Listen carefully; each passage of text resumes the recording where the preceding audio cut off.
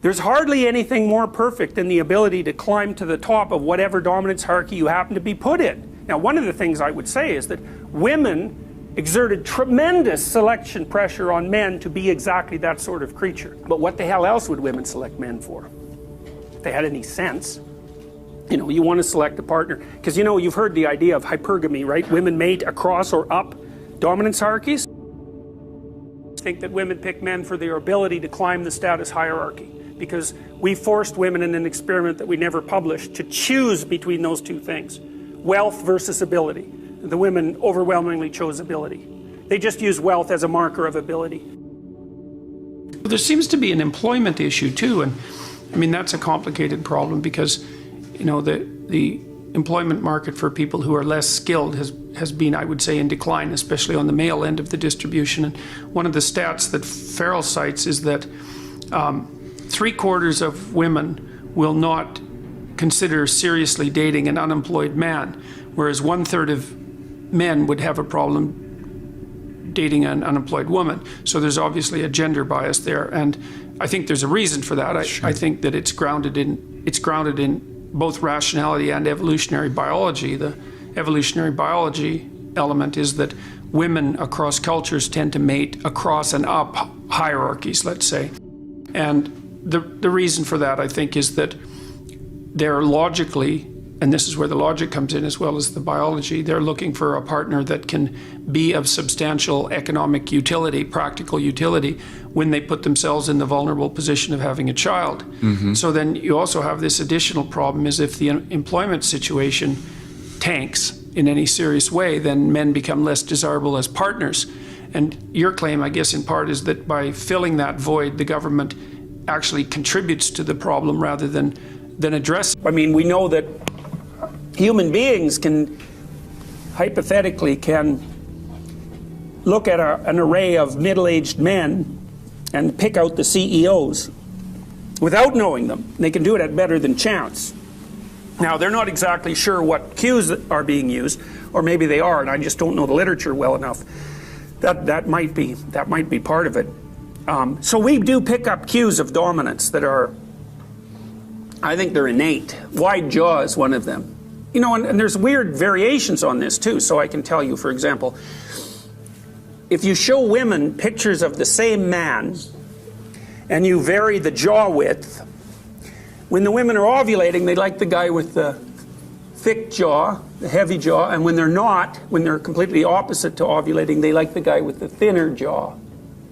And so, I mean, I think this is part of the reason that women have trouble with men, actually, because I think that from a sexual perspective, they might be more wired to be attractive to men who produce monstrous sons, but, you know, like powerful, attractive sons, because from an evolutionary perspective, you're much more likely to get a grandchild, or to speak in a more Darwinian sense, you're more likely to pass on your genes if you have a son who's successful at attracting mates.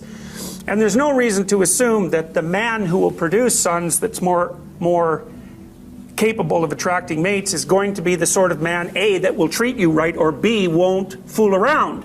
Because basically you're gambling in some sense that your son will have the opportunity to fool around, because that's your best bet in terms of moving your genetic material forward. Testosterone. Yes, it's teeth. We bite. So a heavy, more muscular jaw, like people don't anymore, but chimpanzees certainly bite, is one of the markers, actually. Yeah. So these are, you know, I wouldn't say they're overwhelmingly powerful effects, but they're detectable, you know. So, and it also goes along, I think, with some things like preference for symmetry, because, you know, there's a higher probability that an asymmetrical person has had something go wrong with them at some point in their biological development. So people find symmetrical people more attractive. And that's the truth even for creatures like butterflies. So there are butterflies that will not mate with another butterfly, even if they're asymmetrical by almost an unmeasurable amount. So they're very, very attuned to it. Who run things are sitting at home smoking big cigars and like telling their minions what to do. It's like, that's like the 1920s millionaire that's on the cover of the Monopoly game. That's no sociological analysis. I know lots of people like that, and they work all the time. all the time, from the second they wake up till the second they go to sleep. And they don't just casually work. So these people who are running things, there's corrupt people obviously, but the vast majority of them first are self-made and second, they're so bloody efficient and smart, you cannot believe it.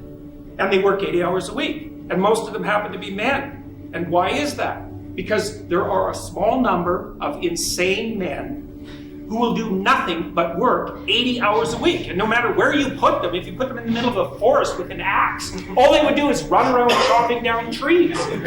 So the issue isn't why aren't there more women in positions of power? It's why are there any men insane enough ever to occupy those positions? Because we also know, and the data on this is very clear, what's the relationship between money and well-being?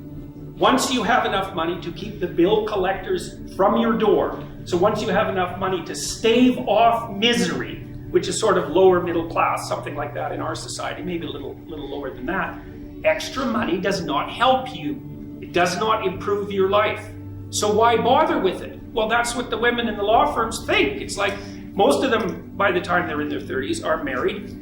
Almost all of them are married to men who make as much money or more than they do, because that's what women go for cross-culturally. 4 to 5 years older, equal or higher in the socioeconomic status.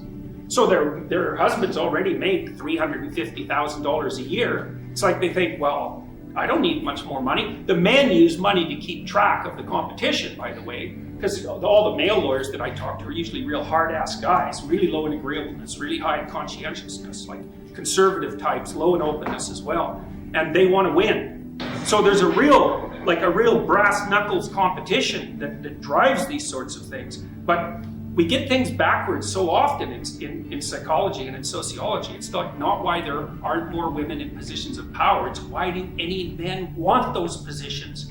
You just have no idea the amount of responsibility that comes along with that.